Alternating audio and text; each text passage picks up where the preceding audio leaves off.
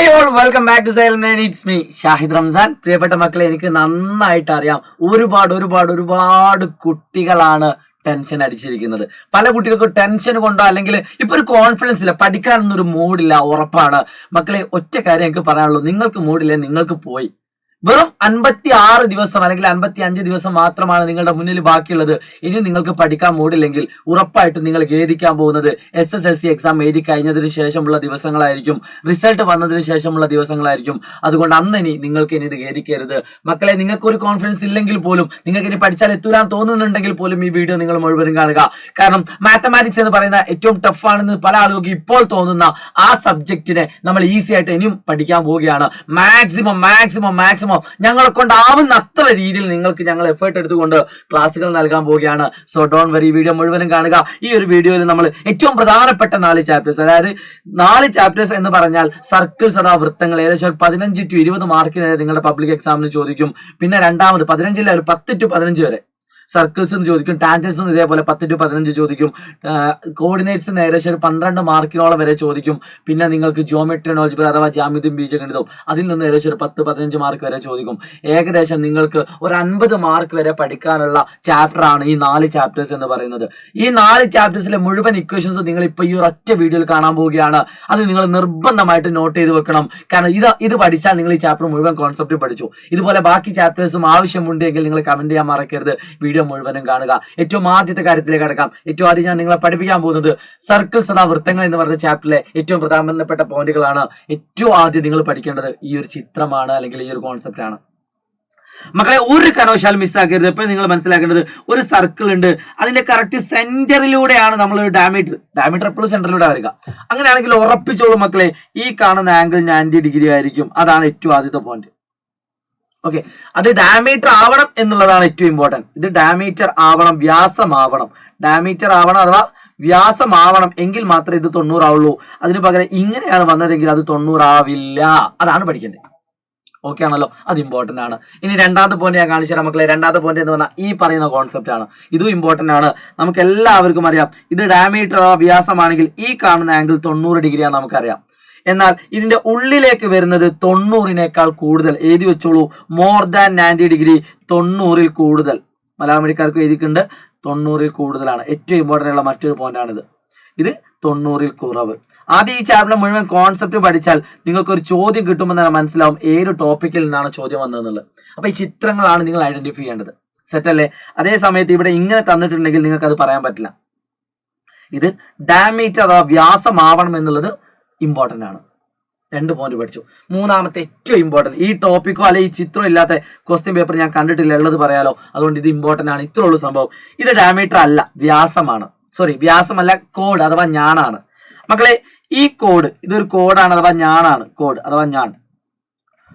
ഈ കോഡ് ആ 2 അറ്റത്തു നിന്നും സെൻട്രൽ ഉണ്ടാക്കുന്ന ആംഗിൾ, അതാണ് ഇമ്പോർട്ടന്റ്. സെൻട്രൽ ഉണ്ടാക്കുന്ന ആംഗിൾ അത് എത്ര ഡിഗ്രി ആണോ അതിന്റെ പകുതി ആയിരിക്കും ഇവിടെ ഉണ്ടാക്കുന്നത്. നേരെ തിരിച്ചും ഇവിടെ എത്രയാണോ ഇതിന്റെ 2 അറ്റത്തു നിന്നും ഇങ്ങോട്ട് പോകുന്ന ആംഗിൾ, അത് 2 അറ്റത്തു നിന്നും ഇമ്പോർട്ടന്റ് ആണ് കേട്ടോ. ഇവിടെ തന്നെ വരണം കേട്ടോ. അപ്പൊ ഈ കാണുന്ന ആംഗിളിന്റെ ഇരട്ടി ആയിരിക്കും ഇവിടെ ഉണ്ടാക്കുന്ന ആംഗിൾ. ഇമ്പോർട്ടന്റ് ആണ്. അടുത്തൊരു കാര്യം എന്താണെന്ന് വെച്ചാൽ, ഈ കാണുന്ന ആംഗിളും തമ്മിൽ കൂട്ടിയാൽ 180 കിട്ടും. കാരണം പിയും എയും ആറും ബിയും ഈ 4 പോയിന്റ് ഓൺ ദി സർക്കിളാ.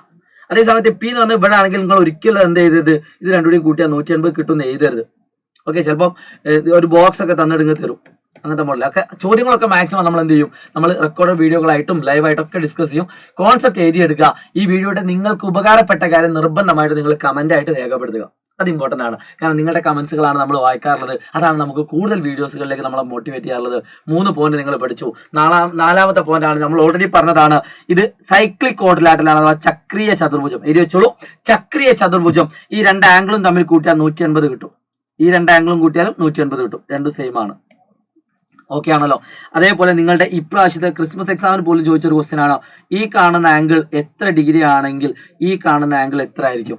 രണ്ടും സെയിം ആണ്. ഇതിന്റെ പുറത്ത്, ഇതിന്റെ ഓപ്പോസിറ്റ് എടുക്കാം. അതിന്റെ പുറത്തുള്ള ആംഗിളും ഈ കാണുന്ന ആംഗിളും സെയിം ആണ്. വേണമെങ്കിൽ നിങ്ങൾക്ക് ഇവിടെ എടുക്കാം.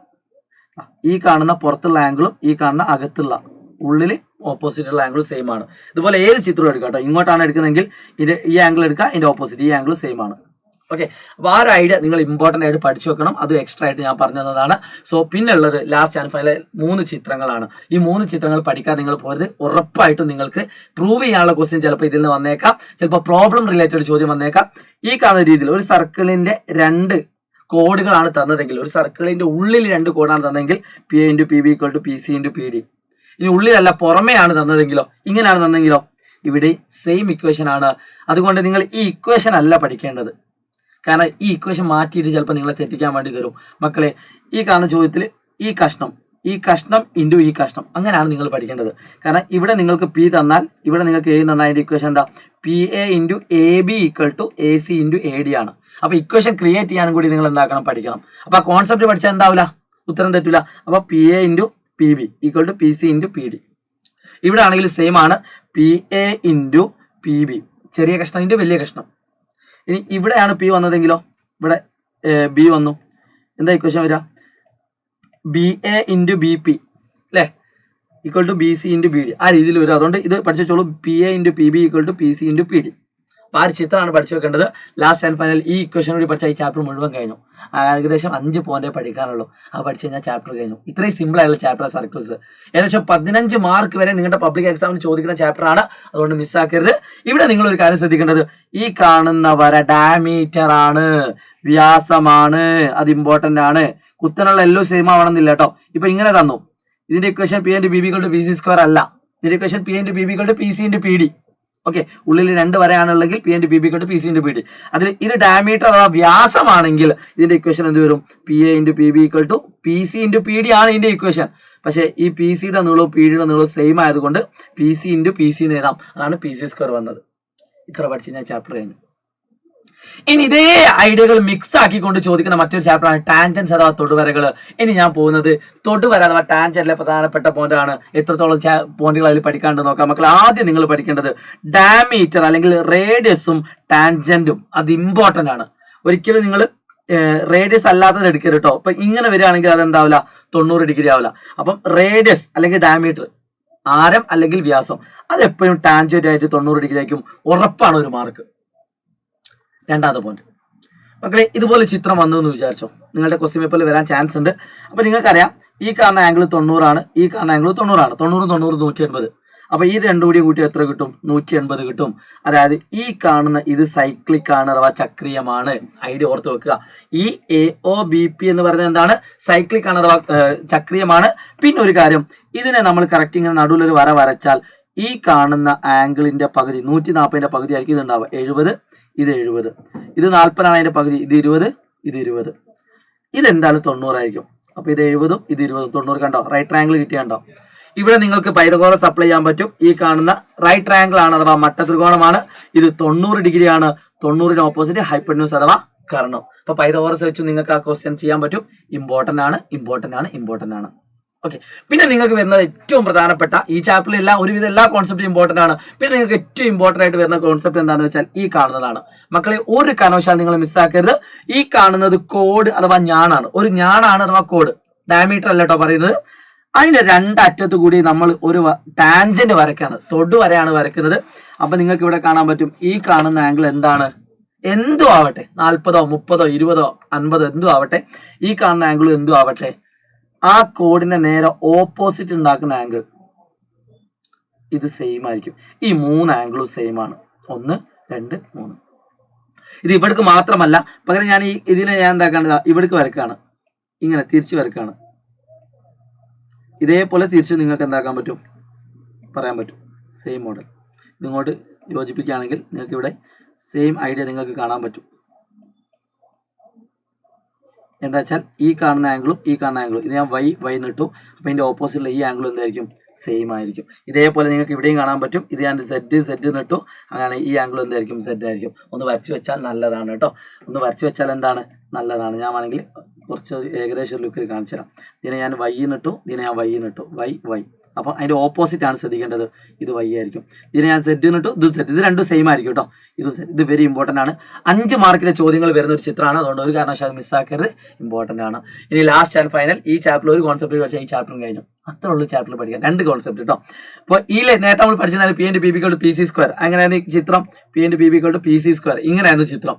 ഇങ്ങനെ ഉണ്ട്, പക്ഷെ നമുക്ക് അതിന്റെ ആവശ്യമില്ല, ഇവിടെ വരെ മതി. എന്നാൽ ഇവിടെ P into P B equal to P C square വരുന്നുണ്ട്. പക്ഷെ ഇവിടെ നേരത്തെ നമ്മൾ കണ്ടത് ഇങ്ങനെ ആണെങ്കിൽ ഇത് ടാൻജന്റ് ആയിട്ടാണ് വരുന്നത്. ഈ ഒരു ചിത്രം 7ാമത്തെ ചാപ്റ്റർ നിന്നാണ്, ടാൻജൻസ് തൊട്ട് വരാം. അപ്പൊ അവിടെ നമ്മൾ ഉപയോഗിക്കേണ്ട equation P into P B equal to P C square. അപ്പൊ ഈ ഇക്വേഷനിൽ 2 നമ്മൾ കണ്ടു, P into P B equal to P C into P D. ഈ ഇക്വേഷനിൽ 2 കണ്ടു. അത് ചിത്രം കാണിച്ചു തരാം. ഈ കാണുന്ന equation P into P B equal to P C into P D ആണ്. ഈ കാണുന്ന ഇക്വേഷനും P into P B equal to P C into P D ആണ്. ഈ കാണുന്ന equation P into P B equal to P C square ആണ്. ഈ കാണുന്ന equation P into P B equal to P C square ആണ്. Connect ചെയ്ത് പഠിക്കാൻ പറ്റി. സെറ്റ് അല്ലേ? ഓക്കെ. ഇനി ലാസ്റ്റ് ആൻഡ് ഫൈനൽ ഈ കാണുന്ന ചാപ്റ്ററിൽ ഒറ്റ ടോപ്പിക് കൂടിയേ ഉള്ളൂ. ആ കാണുന്നതാണ് Shahid Ramzan equal to A എന്ന് പറയുന്നത്. ഷാഹിദ് റംസാൻ എന്റെ പേരാണ് കേട്ടോ. Shahid Ramzan equal to A. അപ്പൊ എന്താണ് ഷാഹിദ് റംസാൻ? ഒരു സർക്കിൾ തന്നു, അതിന്റെ ഉള്ളിൽ ഒരു റേഡിയസ് ഉണ്ട്, ഇതിനെ പുറത്തുകൂടി ഒരു ട്രയാങ്കിൾ ഉണ്ട്, തൊടുന്ന ട്രയാങ്കിൾ. ഇത് അങ്ങോട്ടുണ്ട് കേട്ടോ, കുറച്ച് അങ്ങോട്ടുണ്ടേ മക്കളെ. ഈ ഒരു ചിത്രമാണ് കേട്ടോ ഇമ്പോർട്ടന്റ്. ഇങ്ങനെ പുറത്തുകൂടി ഒരു ട്രയാങ്കിൾ ഉണ്ടെങ്കിൽ ഈ കാണുന്നതാണ് ഇതിന്റെ റേഡിയസ്. അതാണ് മിക്കവാറും പരീക്ഷ ചോദിക്കാം.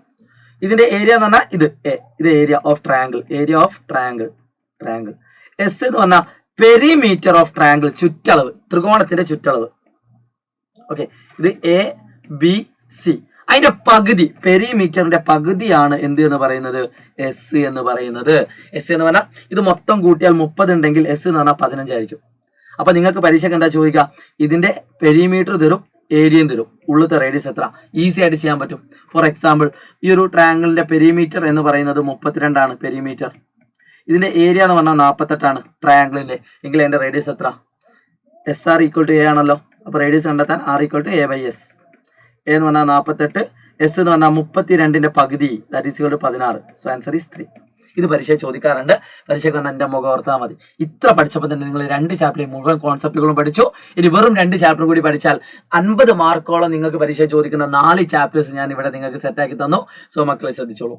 കോർഡിനേറ്റ്സ്, ജിയോമെട്രി ഓൺ ഓൾജിബ്ര, അഥവാ സൂചക സംഖ്യകളും ജ്യാമിതിയും ബീജഗണിതവും 5ാമത്തെയും 8ാമത്തെയും ചാപ്റ്റർ, 8 അല്ല 9ാമത്തെയും ചാപ്റ്റർ ആണ്. അത് കണക്ട് ചെയ്ത് പഠിക്കാൻ പറ്റുന്നതാണ്. അതുകൊണ്ട് കോർഡിനേറ്റ്സ് അഥവാ സൂചകസംഖ്യയാണ് ഞാൻ ആദ്യം പഠിപ്പിക്കുന്നത്. മക്കളെ ഏറ്റവും ആദ്യം നിങ്ങൾ പഠിക്കേണ്ട ഇമ്പോർട്ടന്റ് കോൺസെപ്റ്റ് എന്താണെന്ന് വെച്ചാൽ ഈ കാണുന്നതാണ്. Locating A point. ഒരു പോയിന്റ് എങ്ങനെ അടയാളപ്പെടുത്താം? അത് എന്തായാലും പരീക്ഷ ചോദിക്കും. ഒരു 3 മാർക്കിനൊക്കെ ചോദിക്കും. ഇപ്പൊ ഇവിടെ കാണുന്ന 3,4 എങ്ങനെ അടയാളപ്പെടുത്തിയാലോ? ഈ 3 എന്ന് പറഞ്ഞാൽ എപ്പോഴും എക്സിന് നേരെയുള്ള നമ്പർ ആയിരിക്കും. 2ാമത്തെ നമ്പർ എപ്പോഴും വൈന് നേരെയുള്ള നമ്പർ ആയിരിക്കും. അപ്പൊ നിങ്ങൾ 3,4 അടയാളപ്പെടുത്തണമെങ്കിൽ എക്സ് ആക്സിസും വൈ ആക്സും വരയ്ക്കുക. എക്സിന് നേരെ ഒരു വര വരയ്ക്കുക 3, വൈന് നേരെ വരയ്ക്കുക 4. അപ്പൊ ആ കൂട്ടിമുട്ടുന്ന പോയിന്റ് ആയിരിക്കും 3,4. നിങ്ങൾക്ക് എന്നിട്ട് വേണമെങ്കിൽ ലാസ്റ്റ് അത് മയക്കാം. ഇനി അല്ലെങ്കിൽ സ്കെയിൽ എടുത്തിട്ട് അടയാളപ്പെടുത്തിയാൽ മതി, വരക്കണം നിർബന്ധമല്ല. 3,4. ഇത് 2,-3 എന്നാൽ എക്സിന് നേരെ 2 ആയിരിക്കും, വൈന് നേരെ -3 ആയിരിക്കും. അപ്പൊ കുത്തനെ വരയ്ക്കുമ്പോൾ നിങ്ങൾ ശ്രദ്ധിക്കുക. ഞാനിപ്പോ കുത്തനെ വര വരയ്ക്കാണ്. ഈ കാണുന്ന വര കുത്തനെ വരച്ചു. ഇവിടെ നിങ്ങൾ ശ്രദ്ധിച്ച് നോക്കൂ, രണ്ടിലും എക്സ് സെയിം അല്ലേ നോക്കൂ. കുത്തനെ വരയ്ക്കുമ്പോൾ എന്ത് മാറൂല? എക്സ് മാറില്ല. അതും പഠിച്ചു വെച്ചോട്ടോ. കുത്തനെ വരയ്ക്കുമ്പോൾ എന്ത് മാറില്ല? എക്സ് മാറില്ല. ഇവിടെയൊക്കെ -3 ആയിരിക്കും എക്സ്. ഏത് പോയിന്റ് എടുത്താലും എക്സ് എത്രയെങ്കിൽ -3. ഇനി നമ്മൾ നേരെ വരയ്ക്കുകയാണെങ്കിലോ, ഇവിടെ 5 ആണ്, ഇവിടെ y 5 ആണ്, ഇവിടെയും y എന്തായിരിക്കും? 5 ആയിരിക്കും. ഇവിടെ y എന്തായിരിക്കും? 5 ആയിരിക്കും. ഇവിടെയൊക്കെ y എന്തായിരിക്കും? 5 ആയിരിക്കും. അപ്പൊ നേരെ വരയ്ക്കുമ്പോൾ എന്തും മാറൂല? y. അത് ഇമ്പോർട്ടന്റ് ആണ്. പിന്നെ നിങ്ങൾ ലൊക്കേറ്റിംഗ് പോയിന്റ് നിങ്ങൾ കണ്ടു. അടുത്തൊരു ഇമ്പോർട്ടന്റ് ആയിട്ടുള്ള കാര്യം എന്താ വെച്ചാൽ X axis, coordinate of any point on X axis. X അക്ഷത്തിൽ ഏത് പോയിന്റ് എടുത്താലും അവിടെ y എന്താണ്? 0 ആണ്. എക്സ് ആക്സിസിലെ ഏത് പോയിന്റ് എടുത്താലും, ഫോർ എക്സാമ്പിൾ ഇത് എക്സ് ആക്സിസ് ആണ്. ഇതിൽ ഏത് പോയിന്റ് എടുത്തു? അപ്പൊ ഈ പോയിന്റ് എടുത്തു. അപ്പൊ ഈ പോയിന്റ് എടുത്താൽ ഇതിന്റെ നേരെയുള്ള എക്സ് എത്ര? 2. ഇതിന്റെ നേരെയുള്ള y എത്ര? 0. അപ്പൊ 2,0. ഇനി ഞാൻ ഈ പോയിന്റ് ആണ് എടുക്കണമെങ്കിലോ, ഇതിന്റെ നേരെയുള്ള X -5, y 0.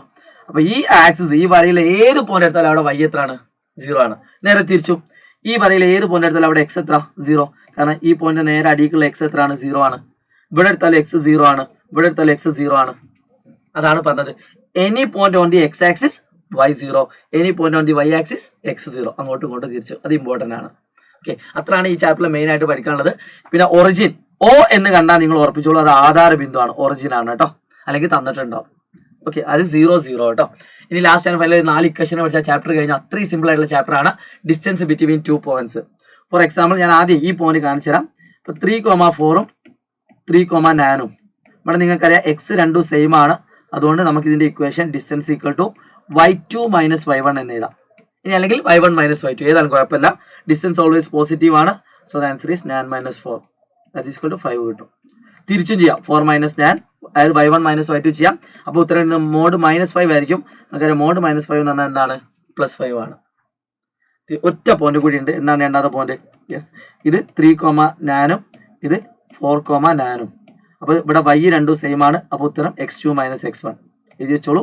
x2 minus x1 അല്ലെങ്കിൽ x1 മൈനസ് x2 ഏതായാലും കുഴപ്പമില്ല കേട്ടോ. 4 minus 3 that is equal to 1 ആണ്. ഇതാണ് 2 പോയിന്റ്. ഇനി 2 പോയിന്റ് കൂടി ഉണ്ട്. എന്താ 2 പോയിന്റ് നോക്കണം മക്കളെ. ഇനി ഡിഫറൻ്റ് ആണ് തന്നത്. For example 3,4 4,3. ഇവിടെ നോക്കൂ, എക്സ് രണ്ടും ഡിഫറൻ്റാ. ഒന്ന് 3 ഒന്ന് 4 ആ. y രണ്ടും ഡിഫറൻ്റാ. ഒന്ന് 4 ഒന്ന് 3 ആ. മാറ്റമുണ്ട്. അപ്പൊ നിങ്ങൾ ചെയ്യേണ്ടത് x1 മൈനസ് x2 അല്ലെങ്കിൽ x2 മൈനസ് x1 ഇതാണ് നല്ലത്. y2 minus y1. അപ്പോൾ ഓർഡർ കിട്ടും. ഇനി അല്ല തിരിച്ചാണ് പഠിക്കണമെങ്കിൽ ഒരു കുഴപ്പമില്ല. ഓക്കെ, പിന്നെ ഒരു സിമ്പിൾ ആയിട്ടുള്ള ഇക്വേഷൻ ആണ് ഈ കാണുന്നത്. ഇതെന്തിനാ ഇക്വേഷൻ യൂസ് ചെയ്യുന്നത്? ഇതിപ്പോൾ ഞാൻ ഇപ്പോൾ 3,4 4,3 അങ്ങോട്ടും ഇങ്ങോട്ടും മാറ്റിയത് ഏതായാലും കുഴപ്പമില്ല.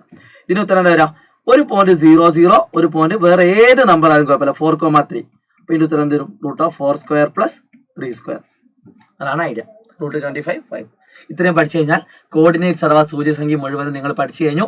ഇനി ലാസ്റ്റ് ആൻഡ് ഫൈനൽ ഒരു ചാപ്റ്ററും കൂടിയാണ്. അത് ഒരുപാട് ഇക്വേഷൻസ് പഠിക്കണം നിങ്ങൾ തോന്നുന്ന ഒരു ചാപ്റ്ററാണ്, ജ്യാമിതിയും ബീജഗണിതവും.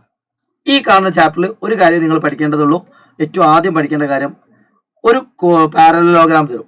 എന്നിട്ട് 4ാമത്തെ മൂല കണ്ടുപിടിക്കാനാണ്. ഫോർ എക്സാമ്പിൾ ഞാനൊരു എക്സാമ്പിൾ വെച്ച് കാണിച്ചു തരാം. ഇത് 3,4 ആണ്. ഇത് 4,9 ആണ്. 4,7 ആണ്.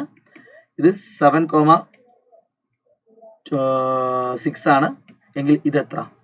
നിങ്ങൾ സിമ്പിളായിട്ട് ഞാൻ പറഞ്ഞുതരാം. നിങ്ങൾക്ക് വേണമെങ്കിൽ ഇതിൻ്റെ ഒരു ഇക്വേഷൻ വെച്ചിട്ട് കാണാം. ഇതാണ് കണ്ടുപിടിക്കേണ്ടത്. അപ്പം അതിൻ്റെ നേരെ ഓപ്പോസിറ്റ് ഡയഗണൽ എടുക്കാം, വികരണം. ഓക്കെ, എന്നിട്ട് 2ന്റെ എക്സ് കൂട്ടുക. 7ഉം 4ഉം 11. എന്നിട്ട് ഈ 3 കുറയ്ക്കുക, ഈ എക്സ് കുറയ്ക്കുക. ആ ഓപ്പോസിറ്റ് ഉള്ള ഡയഗണൽ അഥവാ വികരണം എടുത്തിട്ട് എക്സും കൂട്ടുക. 7 4 11. എന്നിട്ട് ഈ 3 കുറച്ചാൽ മതി. 11 3 വെച്ചാൽ എത്ര? 8. ഇനി അടുത്ത് വൈയും കൂട്ടുക. 6 7 കൂട്ടുക 13. അതിൽ 4 കുറയ്ക്കാം 9. ഇതാണ് ഇതിൻ്റെ ആൻസർ. ഇനി അല്ലെങ്കിൽ സിമ്പിൾ ആയിട്ടുള്ള മറ്റൊരു വഴി എന്താ വെച്ചാൽ ഇവിടുന്ന് ഇങ്ങോട്ട് വരയിടാം. കാരണം ഇതാണ് കണ്ടുപിടിക്കേണ്ടത്. അപ്പം 3 7 ആവുക എന്ന് പറഞ്ഞാൽ 4 കൂടുകയാണ്. അപ്പോൾ 4നോട് 4 കൂടിയാൽ 8. അടുത്ത വൈ നോക്കുക. 4 6 ആവുക പറഞ്ഞാൽ 2 കൂടുകയാണ്. അപ്പോൾ 7നോട് 2 കൂട്ടിയാൽ 9. ആൻസറേ. അങ്ങനെ ഇഷ്ടമുള്ള വഴി ചെയ്യാം. ഇതാണ് ഏറ്റവും ആദ്യം പഠിക്കാനുള്ള ഇമ്പോർട്ടൻറ്റ് പോയിന്റ്. അടുത്തൊരു പോയിന്റ് എന്ന് പറഞ്ഞാൽ മിഡ് പോയിന്റ് ആണ്, മധ്യബിന്ദു. അതായത് ഫോർ എക്സാമ്പിൾ ഒരു വര തന്നു. ഈ കാണുന്ന പോയിന്റ് 3,4ഉം ഈ കാണുന്ന പോയിന്റ് 6,9ഉം 6,10ഉം.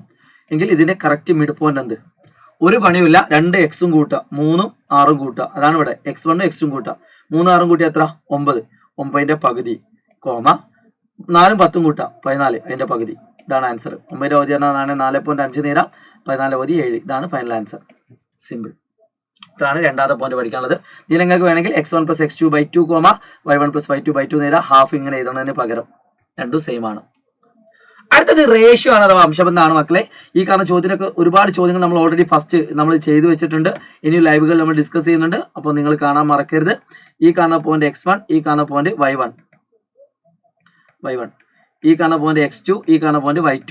ഇങ്ങനെ 2 പോയിന്റ് തന്നാൽ ഈ കാണുന്ന റേഷ്യോ m/n എന്ന് എടുക്കാം. സ്കൂളിൽ ചിലപ്പോൾ വേറെ മെത്തേഡ് ആയിരിക്കും, പക്ഷേ ഇതും നമ്മുടെ സ്കൂളുമായിട്ട് ബന്ധപ്പെട്ട് കിട്ടിയ നോട്ട്സ് തന്നെയാണ് നമ്മൾ എടുക്കുന്നത്. അതുകൊണ്ട് ഈ ഉത്തരം ശരിയാണ്, 100% ഷുവർ ആണ്. ഇതും അപ്ലൈ ചെയ്താൽ നിങ്ങൾക്ക് കിട്ടും. mx2 ഏതോ ഒന്ന് പഠിച്ചാൽ മതി, രണ്ടാമത്തെ ഓട്ടോമാറ്റിക്കലി കിട്ടും. mx2 + nx1 അടിയിൽ പ്ലസ് m+n. ഇപ്പോൾ 2:3 ആണെങ്കിൽ അടിയിൽ 2+3. ഓക്കെ, സ്കൂൾ പഠിച്ചിട്ട് 2/7 അല്ലെങ്കിൽ 2/5 എന്നൊക്കെ ആയിരിക്കും. അത് വേണ്ട, ഇത് പഠിച്ചാലും മതി, ഒരു കുഴപ്പമില്ല കേട്ടോ. mx2 + nx1/m+n. ഇതന്നെ x2ന്റെ x1ന്റെ സ്ഥാനത്ത് y2 y1 ആക്കിയാൽ മതി. ആൻസറായി. ഓക്കെ, പിന്നെ അടുത്തതാണ് സ്ലോപ്പ് അഥവാ ചെരിവ്. മക്കളെ എന്താണ്? ചെരിവാണ്. ചെരിവ് കാണാൻ ഒരു പണിയില്ല. 2 പോയിന്റ് വന്നു, x1 y1 x2 y2.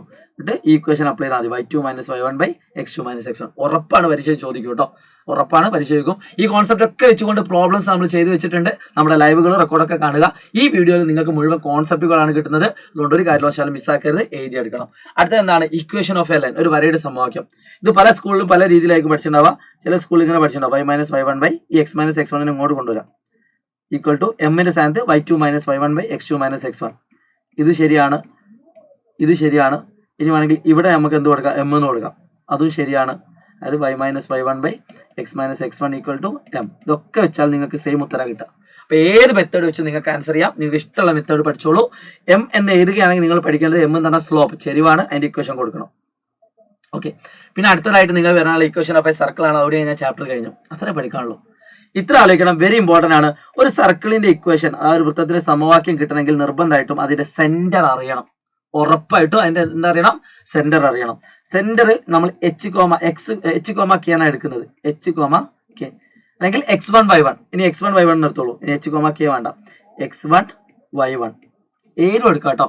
ഈ കാണുന്ന point any point on the circle x, y ഏതായാലും കുഴപ്പമില്ല. ഇപ്പൊ ഇവിടെ നമ്മൾ ഡിസ്റ്റൻസ് ഫോർമുല അപ്ലൈ ചെയ്യുന്നത് √(x2 - അപ്പൊ നിങ്ങൾക്ക് കിട്ടുന്ന ഉത്തരം എന്നിട്ട് രണ്ടു ഭാഗത്ത് സ്ക്വയർ ചെയ്യുകയാണെങ്കിൽ x - x1 whole square plus y - y1 whole square equal to r² ആണ് വരിക. ശരിക്കും 6 ആണ് വരിക. r ഈക്വൽ ടു √ ആണ് വരിക. ഓക്കെ, ഇവിടെ സ്ക്വയർ ഉണ്ടേ. ശരിക്കും എന്താ വരിക, 6 ആണ് വരിക. r ഈക്വൽ ടു √ പക്ഷെ നമ്മൾ ആ √ സ്ക്വയറും കട്ട് ചെയ്തിട്ട് നമ്മൾ ഇവിടെ സ്ക്വയർ കൊടുക്കുന്നു. അങ്ങനെയാണ് ഈക്വേഷൻ വരുന്നത്. ഓക്കെ, ഇനി ഇതേ ചോദ്യം തന്നെ നിങ്ങൾ കുറച്ചുകൂടി സിമ്പിൾ ആയിട്ട് ചെയ്യാൻ പറ്റുന്ന മറ്റൊരു ക്വസ്റ്റ്യൻ ആണ്, ഇമ്പോർട്ടന്റ് ക്വസ്റ്റ്യൻ ആണ്. സർക്കിളിന്റെ സെന്റർ ഒറിജിൻ ആണെങ്കിൽ, ആധാരബിന്ദു ആണെങ്കിൽ ഇത് x, y. അപ്പൊ നിങ്ങൾക്ക് x1 y1 0 ആയി മാറും. അപ്പൊ ഇവിടെ 0 വരും, ഇവിടെ 0 വരും. അപ്പൊ ഉത്തരം കുറച്ചുകൂടി സിമ്പിൾ ആണ്. x² + y² = r². ഇത്രയാണ് ഈ ചാപ്റ്ററിൽ പഠിക്കാനുള്ളൂ. ഇനി ഇതുമായിട്ട് ബന്ധപ്പെട്ട ചോദ്യങ്ങളൊക്കെ നമ്മൾ സീരീസ് ആയിട്ടും അല്ലാതെ നിങ്ങൾക്ക് അയച്ചു തരുന്നതാണ്. അപ്പൊ എല്ലാവരും വീഡിയോ കാണുക.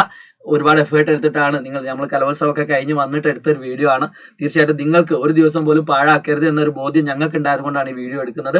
അതുകൊണ്ട് നിങ്ങളും അതേ സീരിയസ് ആയിട്ട് നിങ്ങൾ എന്താക്കുക, ക്ലാസ്സുകൾ കാണുക, എല്ലാ ഫ്രണ്ട്സിനോടും ചാനലിനെ പറ്റി പറയുക, എല്ലാ ഫ്രണ്ട്സിനോടും സൈലത്തിന്റെ SSC ചാനൽ കാണാൻ വരാൻ പറയുക. ഒരു കാര്യം ഞാൻ ഉറപ്പുതരാം, മാത്തമാറ്റിക്സ് നമ്മൾ മുഴുവൻ മാർക്ക് സ്കോർ ചെയ്യും. ആ രീതിയിൽ നിങ്ങളെ ഞങ്ങൾ പഠിപ്പിക്കും. So wish you all the best guys. It's me Shahid Ramzan from silent learning. By.